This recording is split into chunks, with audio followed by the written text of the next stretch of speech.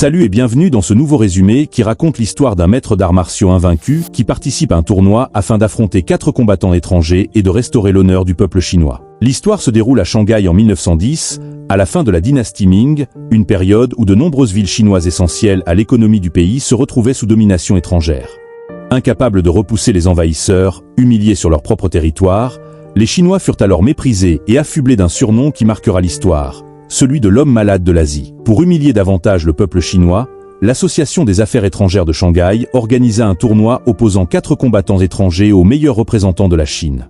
Afin de laver l'honneur de son peuple, Huo Yuanjia releva le défi, et le tournoi débuta sous le signal de l'arbitre. Le règlement est simple, le premier à tomber ou à abandonner perd. Le combat débute face à un boxeur anglais dont chaque coup pourrait être fatal. Mais Yuanjia esquive, observe, puis riposte avec ses techniques martiales et le met rapidement hors combat.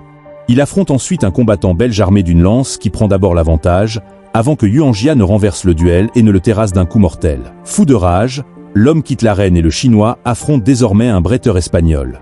Ils échangent des dizaines de coups d'épée, jusqu'à ce que Yuanjia parvienne à entailler les vêtements de son adversaire. Quelques secondes plus tard, il lui arrache son épée des mains et remporte sa 3e victoire.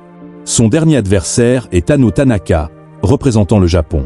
S'il remporte ce combat, Yuanjia pourra libérer son peuple de l'humiliation infligée par les étrangers.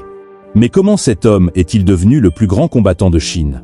30 ans plus tôt, alors qu'il n'était encore qu'un enfant, Yuanjia observait en secret l'entraînement de son père. Cela éveilla en lui une grande passion et le désir de devenir un expert en arts martiaux. Alors que Huo Endi entraîne ses élèves, Yuanjia entre dans la pièce pour lui apporter le thé, mais il est mis à la porte. Son père lui ordonne d'aller pratiquer la calligraphie, mais son véritable désir est de s'entraîner aux arts martiaux avec lui. Pendant que Jin Sun, son meilleur ami, fait ses devoirs, Yuanjia s'entraîne de son côté. Plus tard, les garçons vont dans la rue pour assister au combat entre Huo Endi et Zhang. Après avoir signé un pacte de vie ou de mort, les deux hommes commencent leur duel, et Yuanjia est heureux de voir son père remporter le combat. Au moment de porter le coup fatal, Endi retient son geste, ne voulant ni tuer son adversaire ni le blesser grièvement. Profitant de cette clémence, Zhang l'attaque violemment et l'éjecte de l'arène. Zhang remporte ainsi le combat et son fils, Zhao, présent dans les gradins, est fier de lui. Après le combat, Yuanjia est anéanti et Jin Sun tente de le réconforter. Soudain, Zhao apparaît et provoque le garçon, affirmant que sa famille est bonne à rien. Il défie ensuite Yuanjia en duel. Le garçon relève le défi et, au moment où il s'apprête à porter son premier coup, il reçoit un coup si violent qu'il perd connaissance.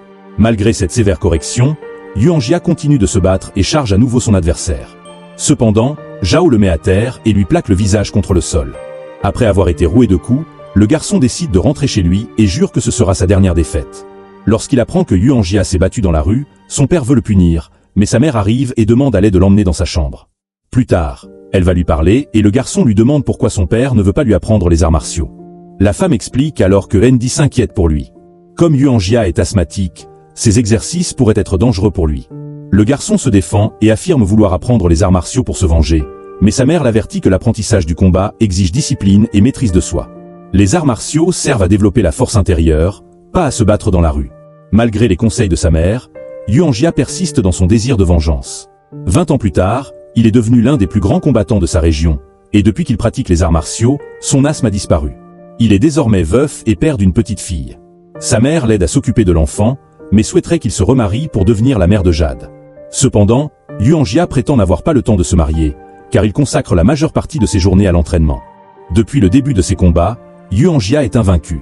Si cela continue ainsi, il n'aura bientôt plus d'adversaires à affronter.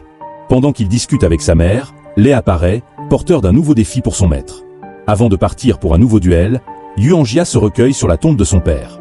Jade apparaît alors avec un présent. La jeune fille lui explique qu'elle ne le lui remettra que si son père remporte le combat. Yuanjia, fou de joie, se rend sur le champ de bataille. Arrivé là-bas, il signe le pacte de vie ou de mort et monte dans l'arène pour affronter Zhao une fois de plus. Il aura enfin l'occasion tant attendue de se venger. Pour atteindre l'arène, le combattant escalade des pieux en bois, mais prend un raccourci à mi-chemin et commence son ascension à l'aide d'une corde.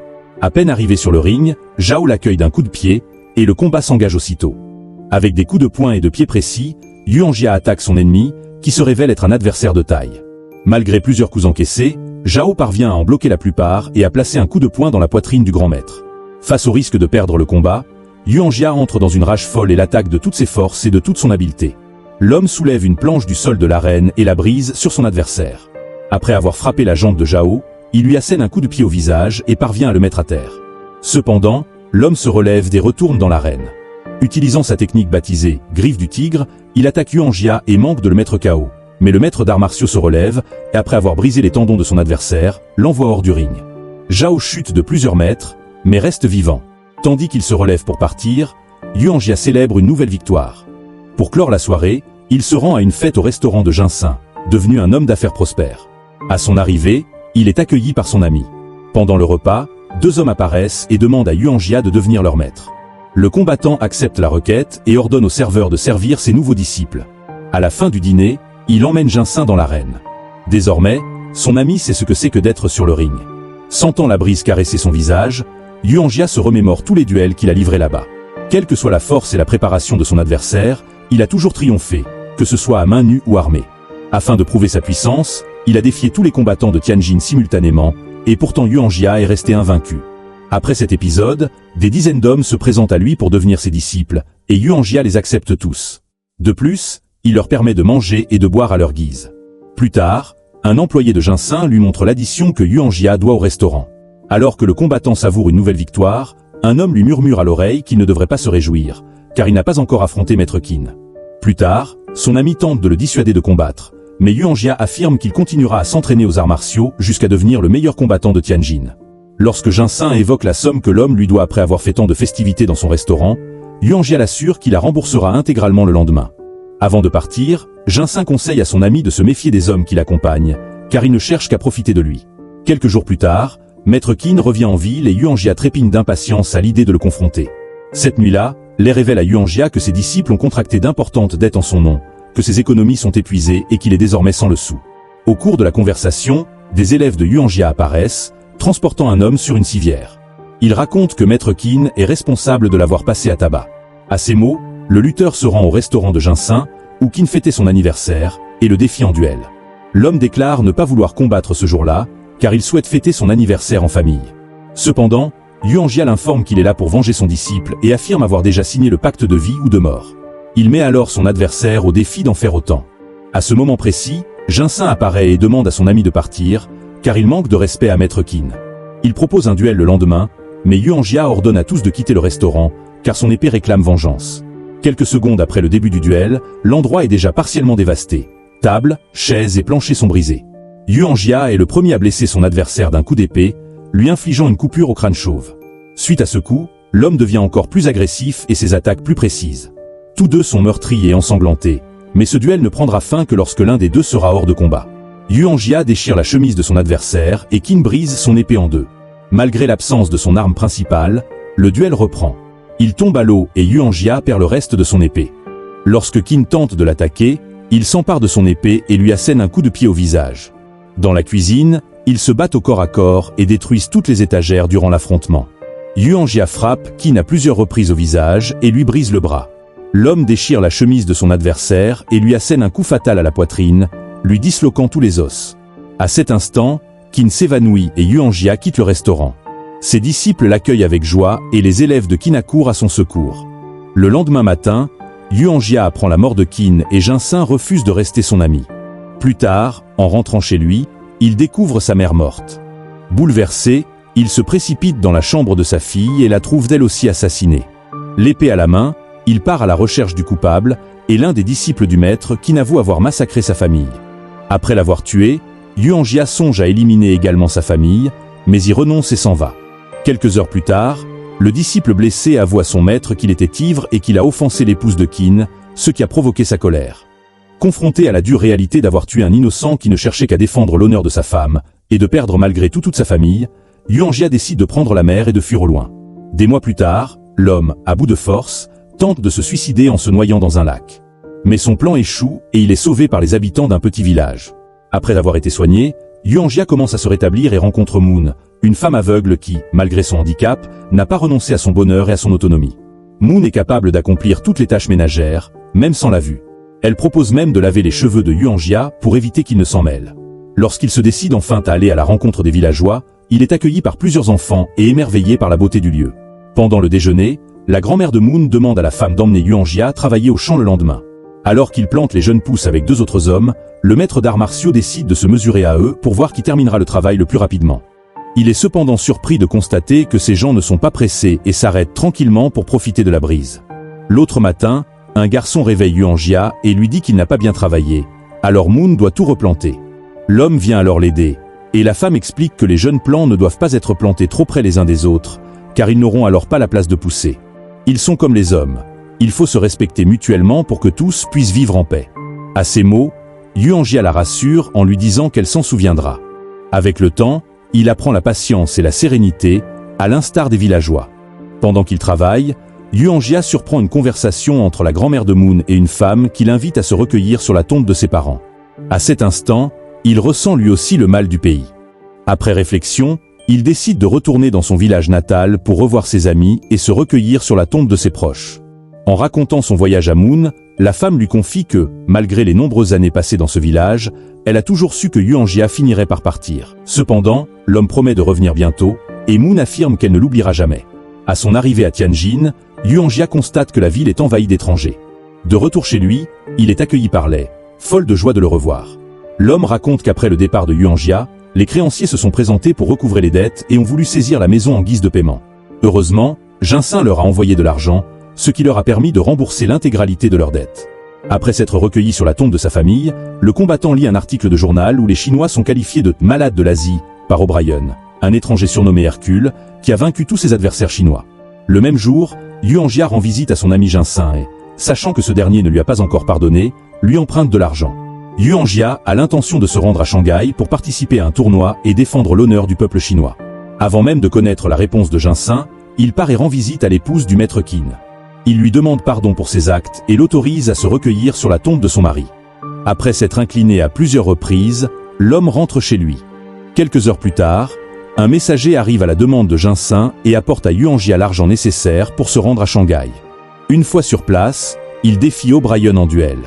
Avant même le début du combat, le public est persuadé de la victoire du boxeur américain, mais Yuan Jia porte le premier coup. Hercule projette alors le Chinois au sol et l'attrape par le cou, mais le maître d'arts martiaux parvient à se dégager et envoie le chauve à terre. O'Brien se relève et reprend l'attaque. L'homme tente de lui briser la colonne vertébrale, mais Yuan Jia le frappe aux côtes et parvient à se dégager. Bien que beaucoup plus petit que son adversaire, il sait qu'en duel, la force brute n'est pas le facteur le plus important, car elle peut être compensée par la technique et l'entraînement. Après avoir envoyé O'Brien au tapis à plusieurs reprises, Yuan Jia lui tord le bras, mais ce dernier parvient à se dégager et projette son adversaire au sol. Il se jette alors sur lui, mais le Chinois parvient à le repousser et lui brise le coude avant de lui asséner un coup fatal à la nuque. À ce moment-là, il considère le combat comme gagné, car il aurait pu éliminer le boxeur d'un seul coup. Yuan Jia se relève alors, le remercie et s'en va. Cependant, O'Brien refuse d'accepter la défaite et le ramène sur le ring. Alors qu'on lui tire la jambe, Yuan Jia assène un coup de pied à son adversaire et l'envoie hors du ring. Lorsqu'Hercule est sur le point d'être tué, la tête transpercée par une barre de fer, le maître d'arts martiaux le tire en arrière et lui sauve la vie.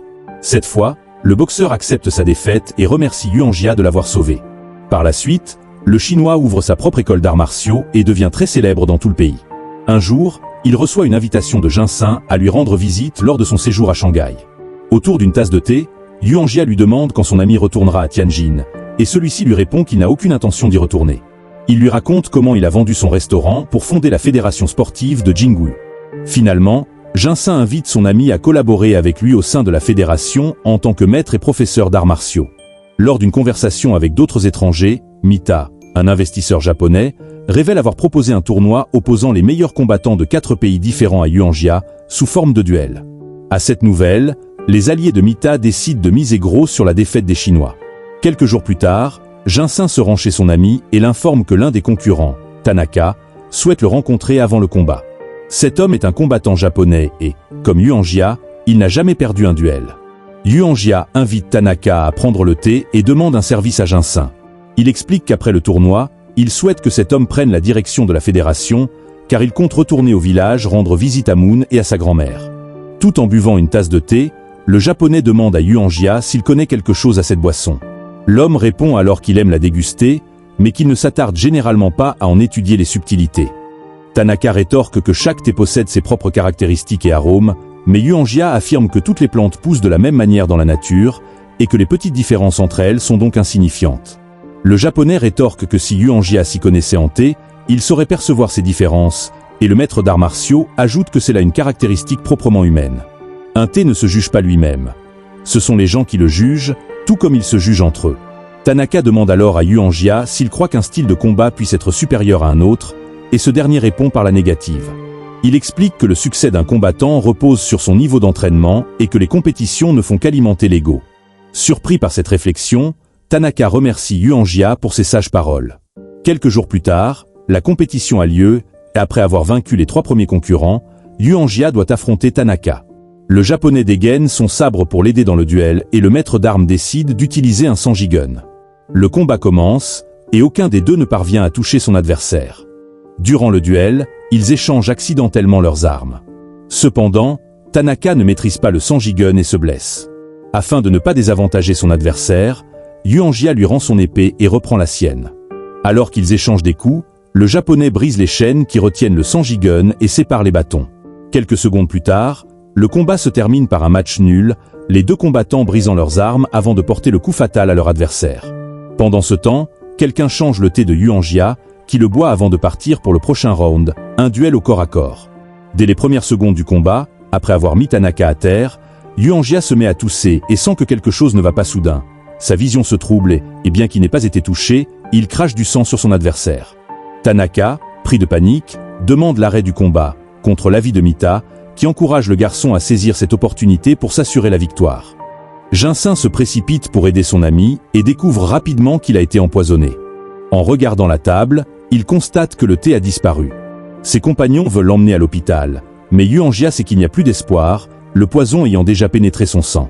Le maître demande à ses hommes de ne pas se venger et déclare qu'il poursuivra le combat. Avant de remonter sur le ring, Mita ordonne à Tanaka de gagner à tout prix. Cependant, devant Yuan Jia, il supplie ce dernier d'arrêter le combat et de lui laisser la vie sauve.